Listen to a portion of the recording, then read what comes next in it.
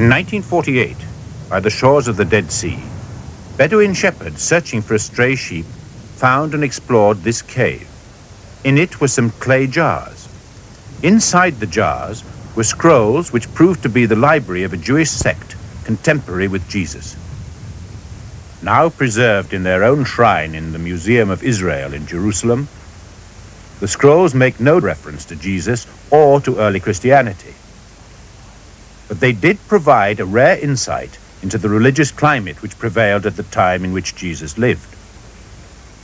And in this way, they opened up a new approach to the study of the historical Jesus. An approach that would test the evidence in the Gospels against the newly emerging background of life in ancient Jerusalem and, even more importantly, in Galilee, the region where Jesus first became known.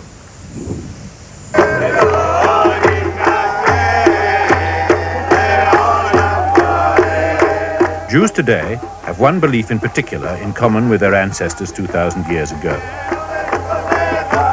The belief that one day the Messiah will come. Christians believe Jesus was the Messiah. The Jews are still waiting.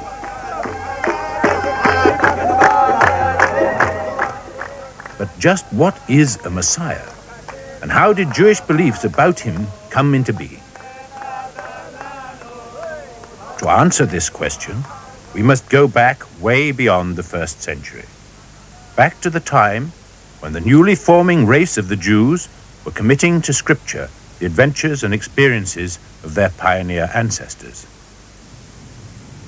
According to these scriptures, written many hundreds of years after the events they describe, the decisive incident in the emergence of Judaism was the parting of the Red Sea. Led by Moses, the Hebrew tribe escaped from slavery in Egypt and only avoided recapture by the miraculous intervention of their God. Skeptics have doubted the reality of the event, but recent geological investigation suggests something like it could well have happened.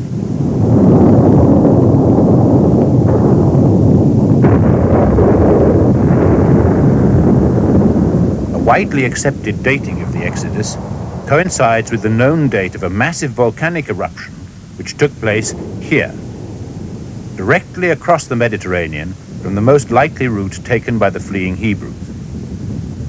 Volcanic debris, identical to that found in Thera, has been found here.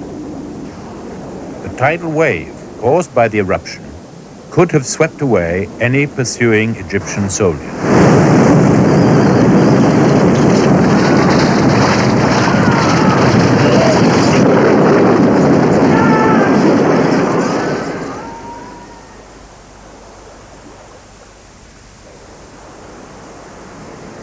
Whatever actually happened, a people emerged who had the firm idea that their God was almighty and had chosen them above all others. They eventually came to settle in the land of Canaan and became known as the Jews. But the land of Canaan was not uninhabited. The Canaanite people resisted the newcomers and maintained control of many of the cities. There was perpetual tension. Tension between the pagan ways of the Canaanites, who still practiced ritual prostitution and human sacrifice, and the developing religious ideas of the new chosen people, who were determined to abandon such barbarity.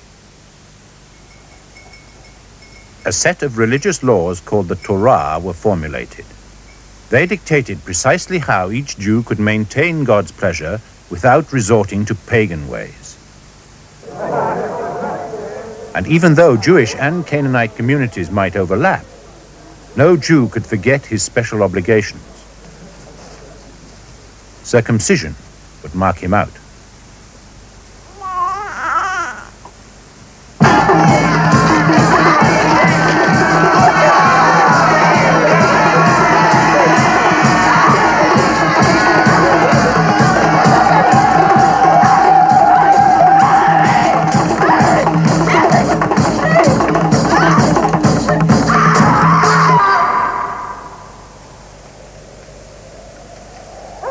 But Judaism was unable to crush all the old pagan ways overnight. Even human sacrifice persisted for some time, a fact confirmed by scripture and archaeology. Countless of these fertility goddesses, worshipped by the ordinary Jews, have been discovered along with amulets and charms expressly forbidden by the Torah. Women were excluded from the new religion, perhaps because it was amongst them that many of the pagan superstitions were preserved. Medicinal magic, interpretation of dreams, witchcraft.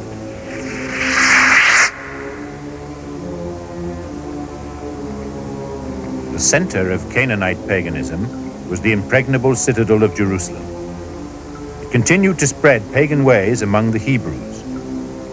Eventually, a Jewish leader called David determined to capture it. He led a brilliant surprise attack through this tunnel, which runs underneath the city. Both pagan city and pagan god were toppled.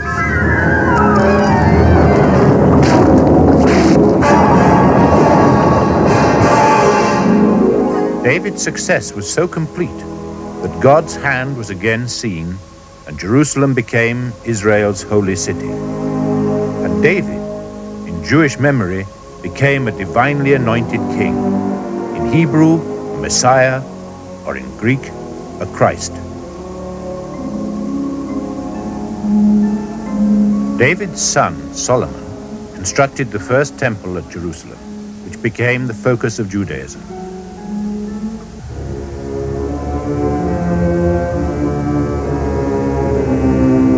But even these measures weren't enough to quench the thirst for the old religion, especially amongst the poor.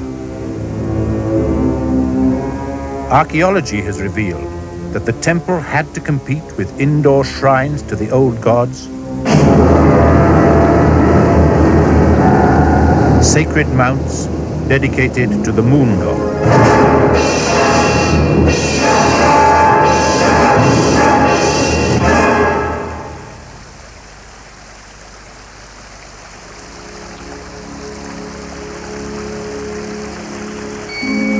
The tension between the new religion and the old found its voice in the emergence of a new category of men who would play a leading role in shaping Jewish spirituality: the prophets. Men like Elisha, who's credited with miraculously purifying this once poisonous spring near Jericho. And the greatest of them all, Elisha's mentor, Elijah. The prophets were men of the people who made it their business to denounce failure to uphold the spirit of Judaism, whether in palace or hovel. Their impact was tremendous, and stories grew that they were capable of miraculous cures and even, in the case of Elijah, ascension to heaven.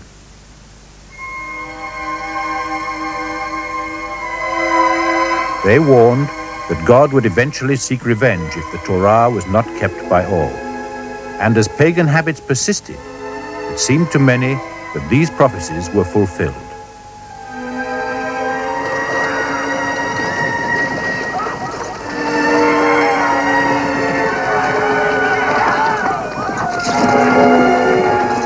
Between the 8th and 5th centuries BC, the Jews were conquered and dispersed many times. Out of despair grew the hope that another giant killer like David would appear to lead and reunite them under God's law. The hope developed into a belief. This leader would naturally be a descendant of David. He would have the blessing of God.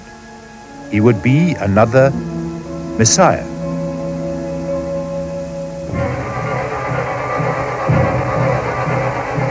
Three centuries before the time of Jesus, the Jews fell subject to the forces of Alexander the Great, who stamped the Middle East with the pagan mark of Greek culture and religion. 150 years later, one of his successors set out to eradicate Judaism completely.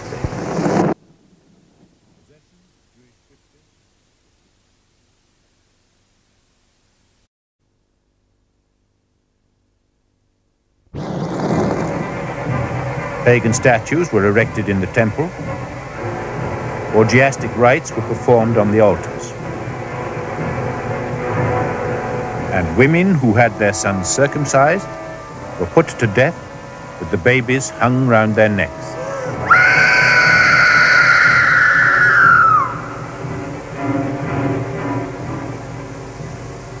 This brutality fueled the fires of Judean resistance. Under the Maccabees, the Jews rebelled, and the pagan forces were overthrown. When the temple was reclaimed, the people spontaneously waved palms and sang in triumph, an event which became an annual celebration that would figure prominently in the story of Jesus.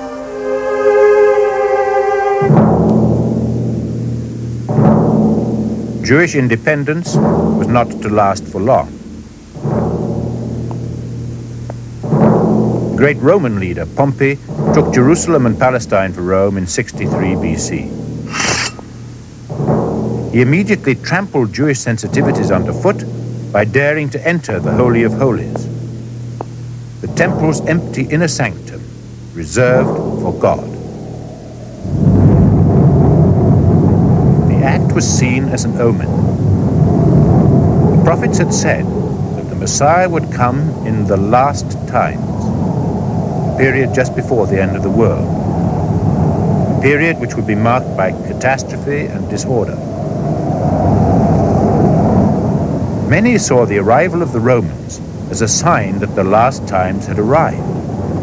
Expectation grew feverishly. The feeling that something dramatic was to happen pervaded Jewish thought. But reactions to it differed. The Essenes, the authors of the Dead Sea Scrolls, shut themselves away in closed desert communities, sharing their goods and leading a life of simplicity to prepare for the changes that were to come. Their mystical approach attracted many. By contrast, the path for the Pharisees was to remain in touch with the ordinary people. They built the synagogues and earned themselves respect as teachers, for which the Hebrew word is rabbi. But they also had what might be termed a paramilitary wing, the so-called zealots, centered here, around Lake Galilee.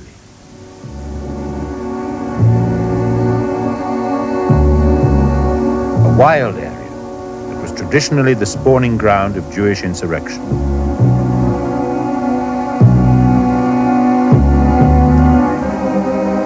Here, more than anywhere, was the Messiah prayed for and earnestly expected.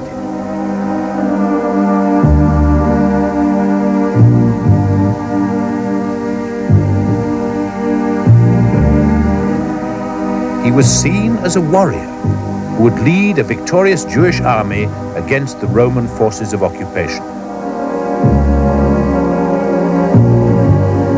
For this reason, the Romans saved their most hideous form of execution for would-be messiahs and their supporters. And there were many.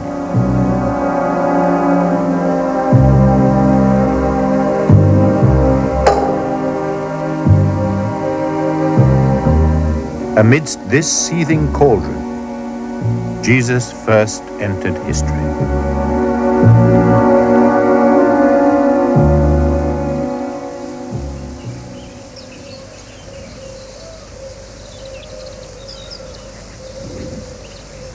The Jewish historian Josephus, who around the middle of the 1st century was a military commander here in Galilee, describes Jesus as a performer of paradoxical deeds. Terminology which directly links Jesus with the prophetic miracle workers who formed an inseparable part of ancient Jewish popular religion, especially here in the provinces, distant from Jerusalem. But Jesus was not the only such figure to be recorded in Galilee around this time. There were several sages, healers, and exorcists who later became known as the Hasidim, and who were believed by their countrymen to be able to foresee the future, work miracles, and heal by their words and prayers. Some of these Hasidim, like Jesus, are remembered to this day. This is the Tomb of Hani and his two grandsons, Hanan and Hilkiah. All three celebrated for their power to call down rain in times of drought, and for the traditional virtues of the Hasidim, disregard for wealth and possessions, a preference for the spirit rather than the letter of the religious laws, and childlike devotion to their Father in heaven. Their impact can be judged by the preservation of their memory at sites like this for over 2,000 years. The best-known Galilean charismatic other than Jesus was his younger contemporary, Hanina ben Dosa. He lived in a small town called Araba, only a few miles from Nazareth, where his tomb is still visited. He too was renowned as a healer. He too is said to have cured a sick child from a distance. He was famous for having mastered the queen of the demons, Agraf. Once, we are told, he deliberately stepped on the entrance of a snake's nest. Although Hanina was bitten, he remained unharmed, and the snake died. This story brings to mind Jesus' words, "I have given you power to step on snakes, and nothing will harm you." Hanina too, it is said, was proclaimed Son of God by a voice from the sky.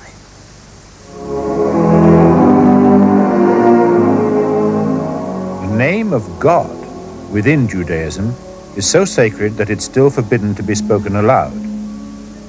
But the Hasidim were an exception. They even addressed God as Father, a right they earned in the eyes of the people by their ability to teach and to heal. In ancient times, healing was seen as a religious act, a view which is enjoying something of a revival in modern church practice. Sickness was the consequence of sin. Sin was induced by the devil, and mental sickness was evidence of possession by the devil.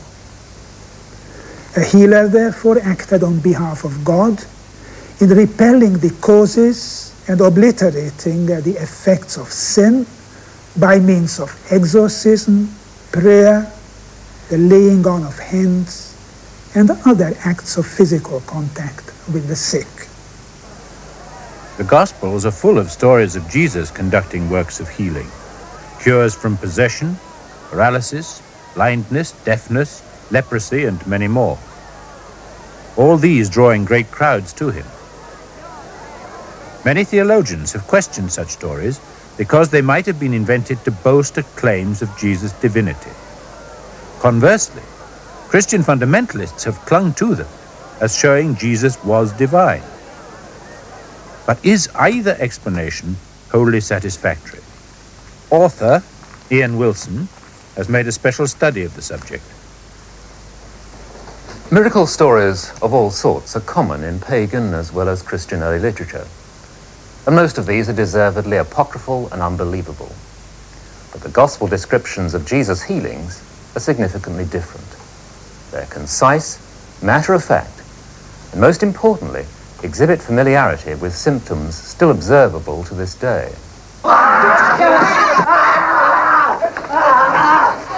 It threw the boy into convulsions, and he fell, writhing.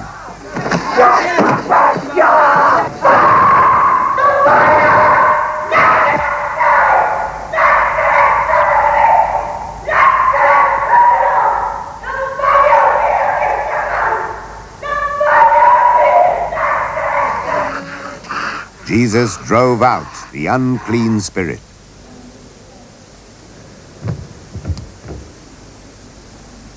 Today, of course, we no longer believe in things called unclean spirits. But modern psychiatry does recognize that in certain conditions of extreme stress, and there were plenty of these in Jesus' time, individuals can find themselves helplessly possessed by illusory entities of their own mind. Today, the most effective treatment of such conditions is through hypnosis, an all too mysterious phenomenon, but in essence seeming to be a belief system between hypnotist and subject, in which the subject, by abandoning his consciousness to the hypnotist, has opened up for him mental resources otherwise beyond his normal control. Much of the success of this process depends on the awe, the authority, the sheer command the hypnotist is able to impart. Undeniable when properly used can be the spectacular nature of its effects. The most remarkable of all known hypnotic cures is this case. A rare disease called ichthyosis, which cannot be cured by conventional medicine. Like leprosy, it's an organic condition. Only hypnosis was able to effect a cure. The hypnosis to have been known in Jesus' time is by no means improbable. Almost certainly the Egyptians used it, also the charismatics such as Hani and Hanina mentioned by Dr. Vermesh. But whatever Jesus was using was not some exclusive appurtenance of divinity is evident from his reported passing on of his healing methods to his disciples. One gospel passage that particularly lends credence to the hypnosis theory is the Mark writer's striking admission of Jesus that it was only in his own town that he could work no miracle. Because it is the awe and mystery that achieves the results, Jesus' own hometown, where everyone knew him for who he was, is precisely where we would expect him to fail, and fail he did. According to Dr. Vermesh, Jesus' abilities and reputation as a healer and a teacher would have been quite enough to attract the large crowds that are described in the Gospels. If there were any doubt about the kind of figure Jesus was, I think it can now be dispelled. His portrayal as a popular Galilean preacher, exorcist, and healer in the first three Gospels has an authentic ring about it in the light of the evidence concerning other contemporary charismatics like Hani and Hanina ben Dosa. But these are minor figures compared with Jesus. He stands head and shoulders above them. You can tell this first and foremost from his teaching. He possessed the gift of conveying in colorful and deeply moving parables the simplicity and inwardness of Jewish spirituality. But we must be careful how we label Jesus. He was a most holy Jew. He devoted himself totally to living as a child of God, as a confident and loving son of his Father in heaven.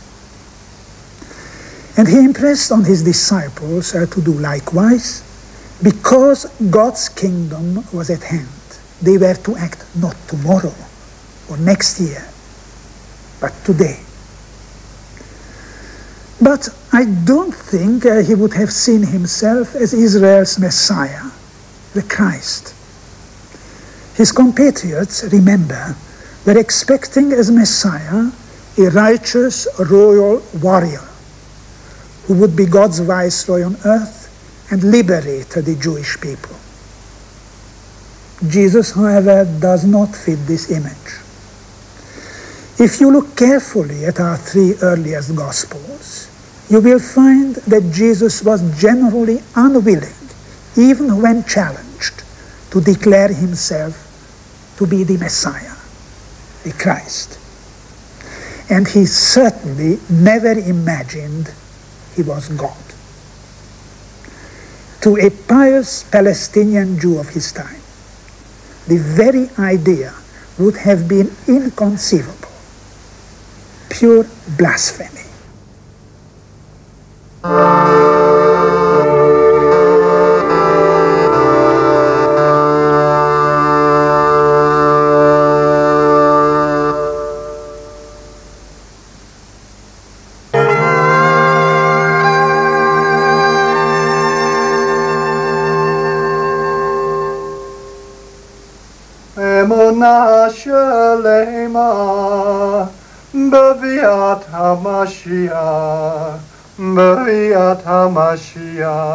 Every year, Jews celebrate the Passover, the rescue from Egypt, The ceremony frequently includes a quaint reminder to the children to be especially watchful for a particular event. They are sent to the door to sing a hymn invoking the return of the great prophet Elijah. For only after Elijah returns from the dead will the Messiah come.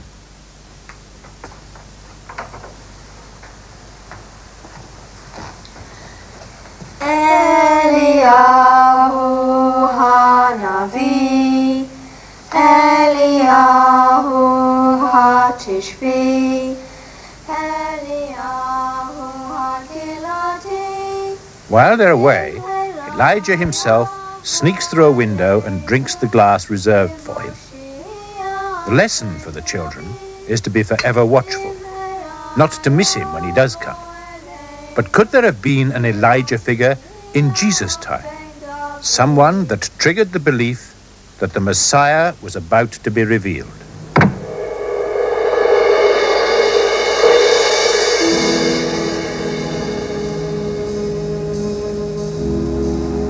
All four Gospels begin their account of Jesus' ministry with an event that happened not far from here, the waters of the River Jordan. Jesus' baptism by a man called John the Baptist.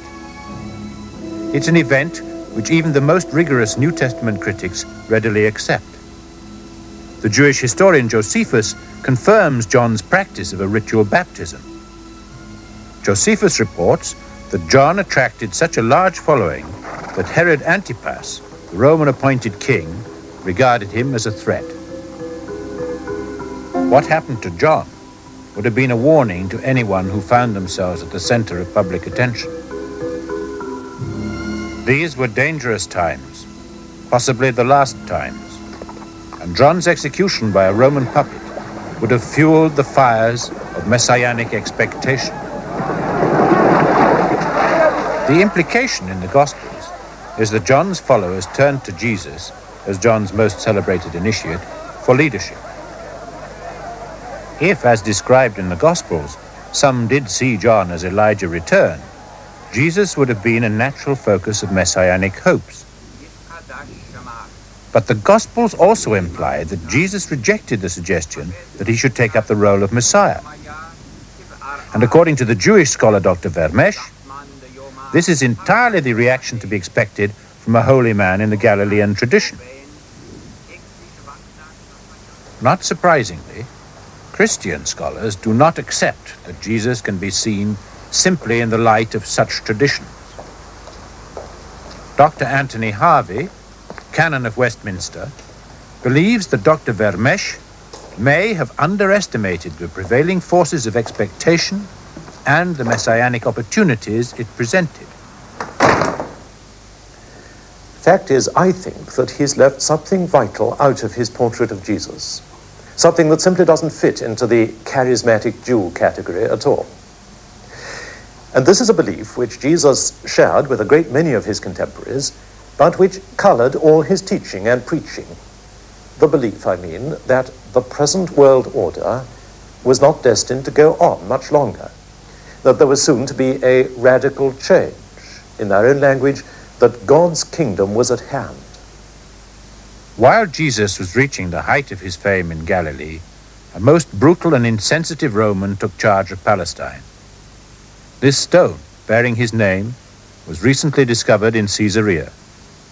Pilatus, Pontius Pilate. From Josephus we know that on one night in Jerusalem, Pilate ordered his men to march into the temple itself. They carried standards bearing the image of the divine emperor, blasphemy to the Jews, and only one of several deliberate acts of provocation. Anthropologists know this as well as historians do, that whenever a traditional culture and religion is threatened by a colonial power with a different set of values, that's exactly when you're likely to have a messianic movement. But when such a movement takes place, people can't usually say exactly what sort of Messiah they're expecting. How could they? The one thing they're really sure about is that something is going to happen. Some great change is just over the horizon. Now, there's evidence that beliefs of this kind were causing a good deal of excitement in the time of Jesus. Canon Harvey believes that although Jesus declined to take on the warrior role of Messiah, he utilized the intensity of expectation to put across his vision of the kingdom of God, in which a Messiah would not act by force. In short, Jesus reinterpreted his compatriots' beliefs. He refused to take those beliefs as he found them. He changed them, made them more realistic, or should I say more consistent with the character and purposes of God as he understood them. For God works not by force, but by persuasion. And so the new age must be brought about not by violence, but by love. Some evidence for how Jesus may have tried to focus attention on the new age lies in one of the best attested stories about him, his triumphant entry into Jerusalem. Every year, there was a ceremonial, palm-waving rededication of the temple to celebrate its liberation from pagan abuse nearly 200 years earlier. People have sometimes thought that Jesus just got mixed up in the annual celebration of that event, when people were carrying palms anyway. But I believe that this ignores the fact that Jesus was doing a most extraordinary thing. When you approach a holy place on a holy day, you go on foot. That is a fundamental religious instinct. And it was certainly the case as regards Jerusalem. Even recently, in 1917, General Allenby dismounted before entering Jerusalem at the head of a British army. But Jesus, having walked all the way up from Jericho, deliberately and ostentatiously mounted to enter Jerusalem. Admittedly, it was a donkey that he mounted, so it was hardly a royal procession, and yet it was an extraordinary thing to do, and I don't believe that anyone could have made this story up. I think we must have here a recollection of an actual event. But what did it mean? Was it a claim to a new kind of kingship? Was it a gesture in the direction of a new kind of religion? Certainly many people who saw it, instead of being scandalized by it, as we might expect them to have been, saw it as something to do with God. Indeed, it was in ways such as this that they came to see Jesus as having something to do with God also. I can't, of course, prove that they were right. But I think that the evidence does allow us to say that this was the kind of question which Jesus posed to his contemporaries, and still poses to us.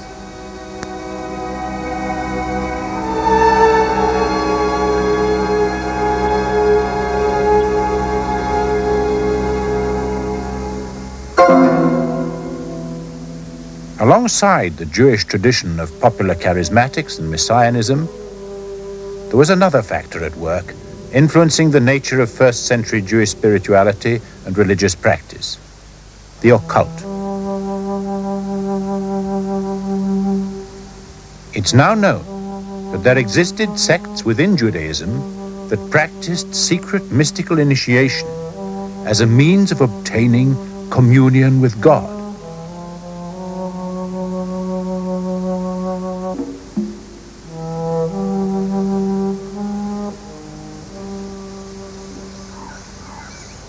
Morton Smith, professor of ancient history at Columbia University in New York, is an authority on ancient occult religious practices and has put forward a controversial theory of his own about Jesus.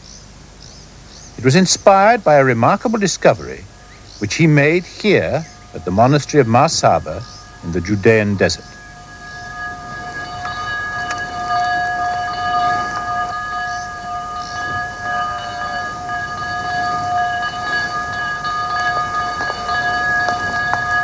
He first came to the monastery as a Harvard divinity student in 1942. He was struck by the ritual and power of the daily liturgy, which he found reminiscent of the techniques of the ancient Jewish mystics he was then studying. Mystics who, by a process of self-hypnotic chanting, deliberately induced the spiritual sensation of ascending to heaven.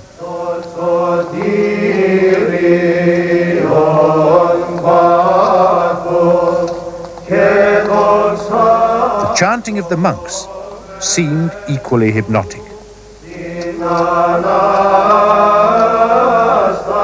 Smith began to wonder whether there might be a common source.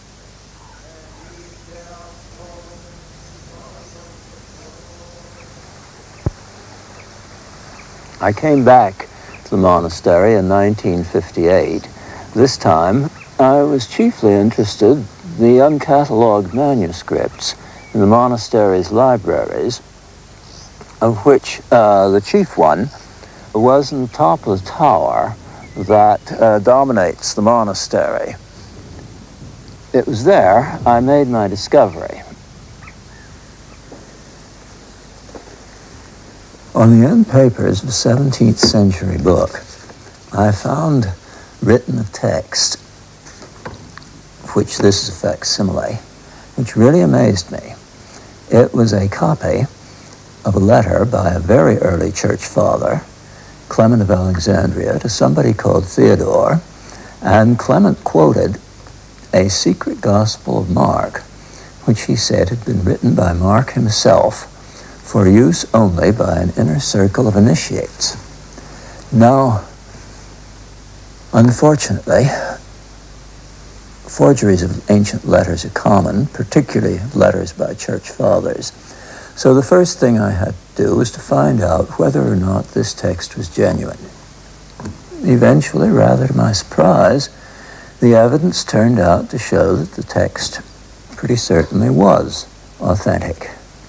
I had to be so careful because the text implies that Jesus himself practiced some sort of secret nocturnal initiation.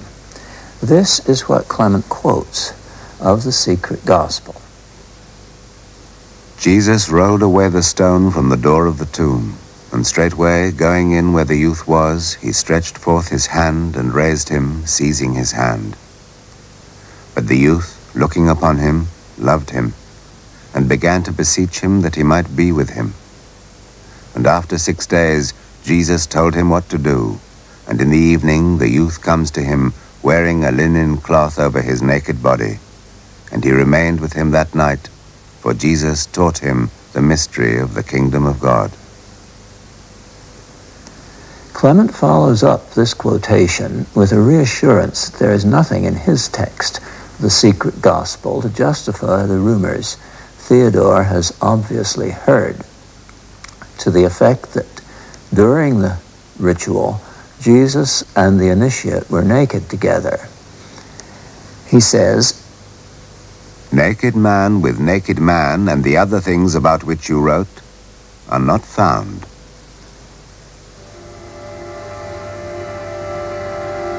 Morton Smith argues that the possibility of a secret tradition associated with Jesus shouldn't come as a surprise. The world he lived in was steeped in secrecy. Ancient Judaism was the source of many secretive orders. Even the Freemasons trace their origins back to the Masons who constructed the Jerusalem temple. But what could the secret initiation have been? Morton Smith believes that the clue lies in Jesus' baptism by John.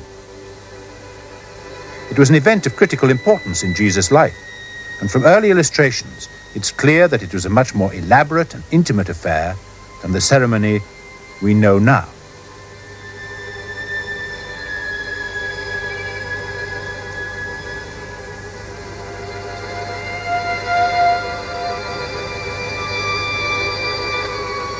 The images associated with the story of the baptism, a vision of heaven, the Holy Spirit descending as a bird, and the period spent in isolation in the wilderness, are very similar to the accounts of initiation practiced within the varied mystery cults of Jesus' time.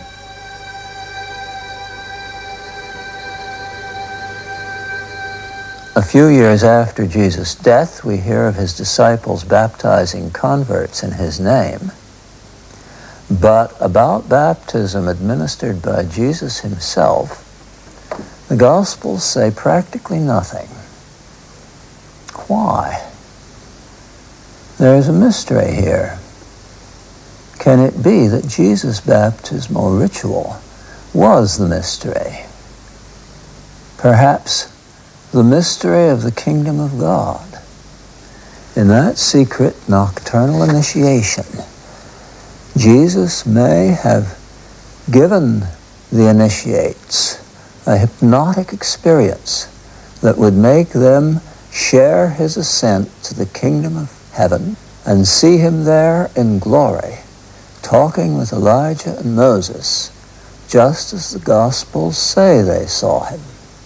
He was offering his disciples access to the kingdom of heaven, not in the far future, but right now. If Jesus had practiced such secret initiations, it would explain why he would have been seen by many as a magician. Among the earliest depictions of Jesus are some which show him bearing the traditional magician's wand. His enemies went even further, calling him sorcerer. Morton Smith's discovery and resulting theory is still to be fully evaluated by his fellow scholars. Many feel that the evidence is too slim for such far-reaching conclusions. The letter he discovered is sufficiently removed from the events it describes for there to be other explanations. Unless further corroborative material emerges, it remains an intriguing speculation. Whether or not he held secret initiations, whether or not he saw himself as the Messiah, there's no doubt that Jesus attracted a great following. And in first century Palestine, as the fate of John the Baptist had shown, that could be extremely dangerous.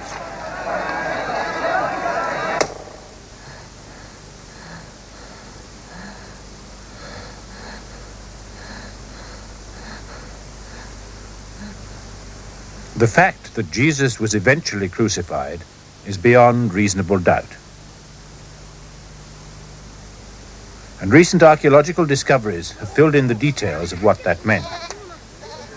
Although crucifixion was a common form of execution, until recently the remains of victims had never been discovered. But here, on the Mount of Olives, during building excavations, a tomb was exposed which contained the remains of 35 contemporaries of Jesus. One of them had been crucified.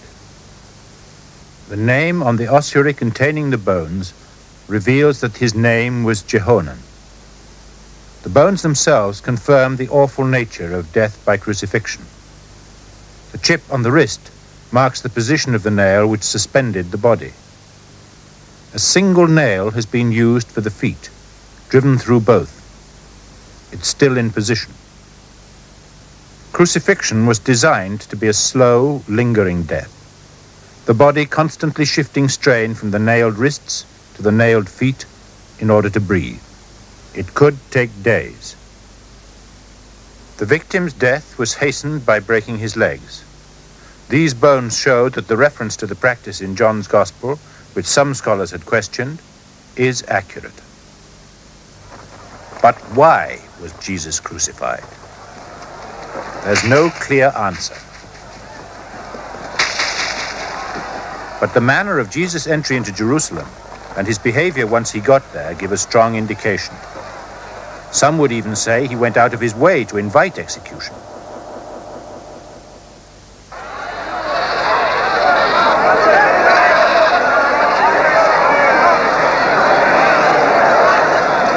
The temple had been the spiritual center of Jerusalem for over 1,000 years. Its administration was in the hands of the Sadducees, aristocratic Jews who had for several generations cooperated with succeeding waves of pagan conquerors. The Sadducees supervised the money changers who sold a special coinage that was the only legal tender for the purchase of sacrificial animals.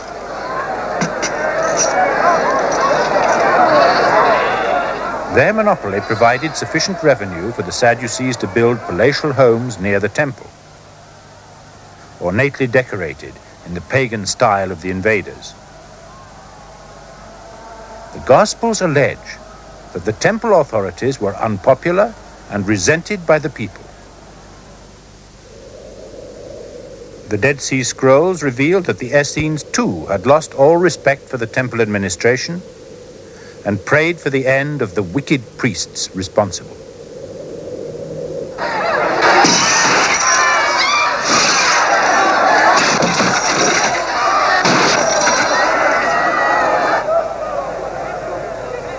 Jesus' attack on the moneylenders, like his entry into Jerusalem on a donkey, would have been a direct challenge to the temple authorities. It may well have aroused popular support. Certainly for the Sadducees, it was a challenge they could not ignore. But crucifixion is a Roman punishment. The Sadducees must have enlisted the help of their Roman masters. Pilate is known to have been a brutal governor. The story of him washing his hands of such minor bloodshed is almost certainly a Christian invention designed to placate Roman sensitivities.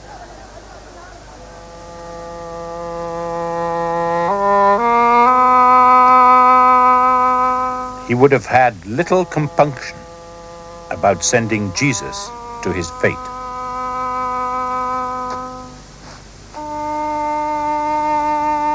The evidence available from this new approach to the historical Jesus paints a picture of a holy, righteous man in the tradition of the Hasidim, and like the Hasidim, capable of spectacular healings and exorcisms.